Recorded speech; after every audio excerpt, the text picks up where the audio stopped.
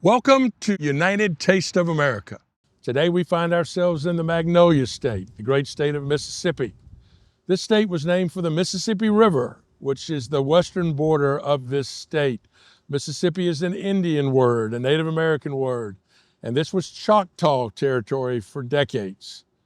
But sooner or later, settlers got here, and Mississippi became the 20th state in the Union. Mississippi has a great culinary history, right on the Gulf of Mexico with great Gulf seafood like pompano or shrimp, catfish in the ponds. But today we're all about Mississippi Delta tamales. And we're at a place that's been making and serving tamales for the last 80 years. It's Joe's Eat Place in Greenville, Mississippi.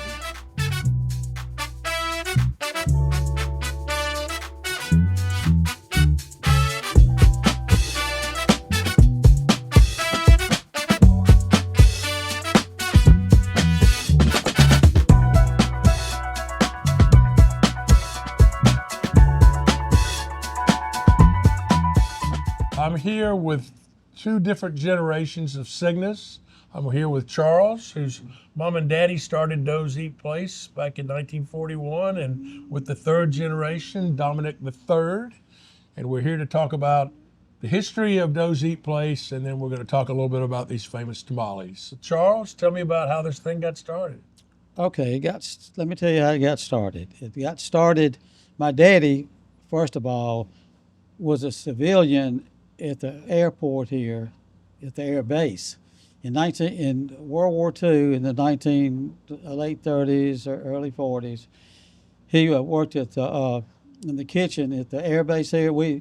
They trained fighter pilots here. It was a really, really nice air base.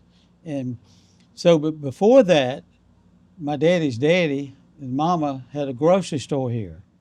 And I think maybe they came in like in the 19-teens, and so 1920s, and they had a grocery store. So when Daddy was working at the air base, in the kitchen at the air base, he was a civilian worker, and somebody gave him a hot tamale recipe.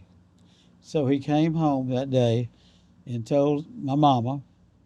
And so they kind of tweaked this hot tamale recipe, and they started making tamales by hand.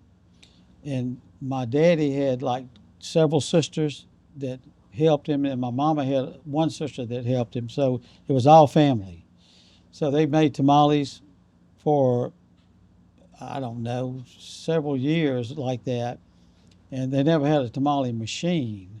So later on, well, before that, after they started making tamales, they started selling them. And this is out of my granddaddy's grocery store. And so about a year later, which was like 1941, somebody told him, or asked him, one of his doctor friends that was a doctor, he says, Doe, why don't you sell some steaks? You're selling these tamales, why don't you sell steaks? So he started getting steaks from just a local grocery store, and he was cooking them on a residential oven, with a residential oven.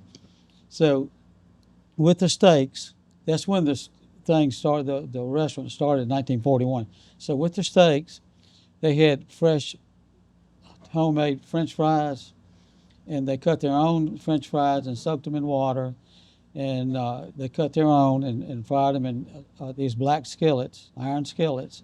So they had the hot tamales, the steaks, the French fries, and Mama made a salad. And the only dressing we had was she made like a fresh lemon juice with olive oil, but they squeezed fresh lemons, and the salad dressing was fresh lemons and olive oil.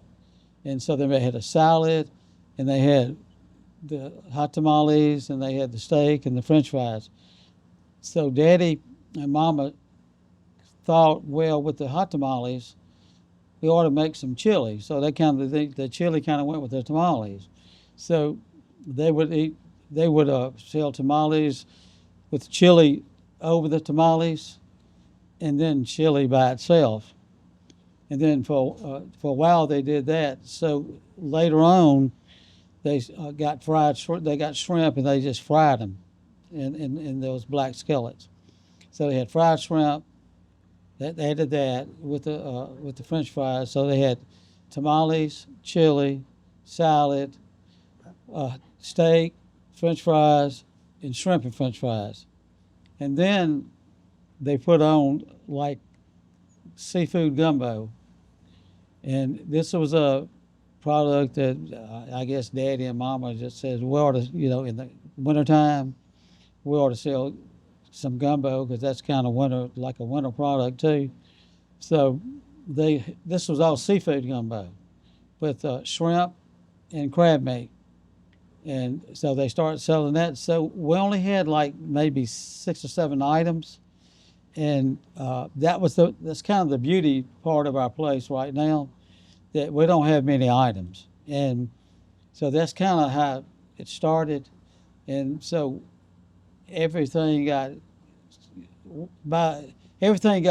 didn't do any ads like in the paper or magazines. Right? Everything was word of mouth. It started. And then we had people from that worked at the air base, or maybe the pilots that were being trained. They would come in and eat, and so that's kind of how everything got started. My feeling is this: if you thought you might get in a plane tomorrow and crash and burn, I'd be looking for a steak dinner the night before too. So there's a lot of that. What's interesting is it's the same recipes today. You're still doing it the same way that you were doing back in the 40s, which is amazing. You're exactly right. Well, let me tell you, by saying that I've had people to come in here when I was cooking at night. I'm not cooking at night anymore. I help just during the day, one errand and stuff. But when I was cooking at night, and people, it might have been, hadn't been here in like 4 or 5 years, they always would say the taste hadn't changed.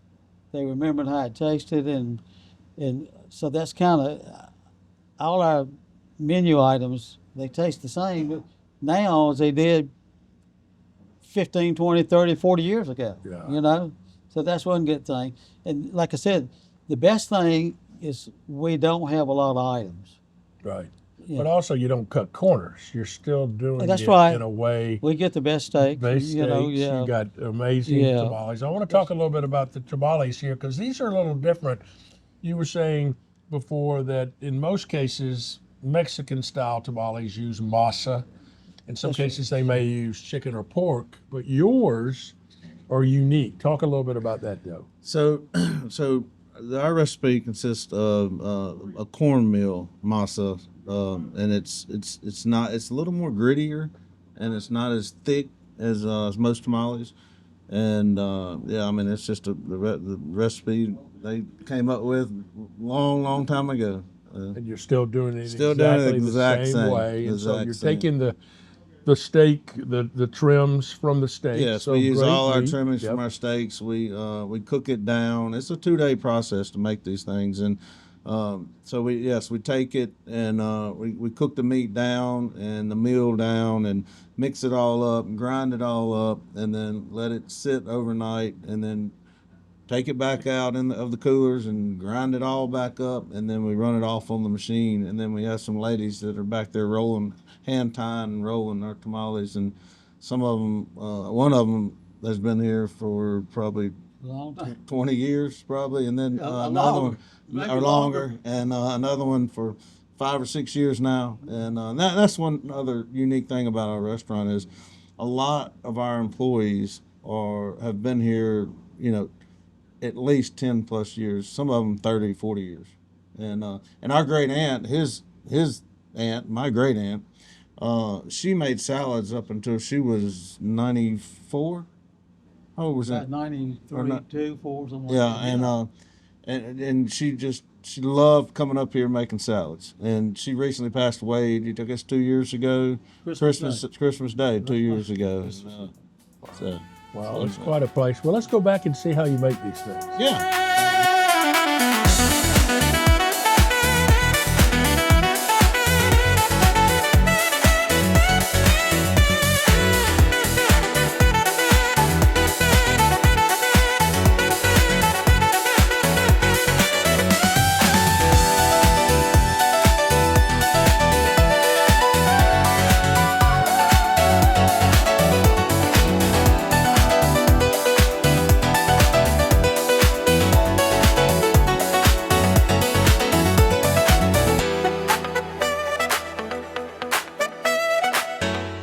So that's a wrap.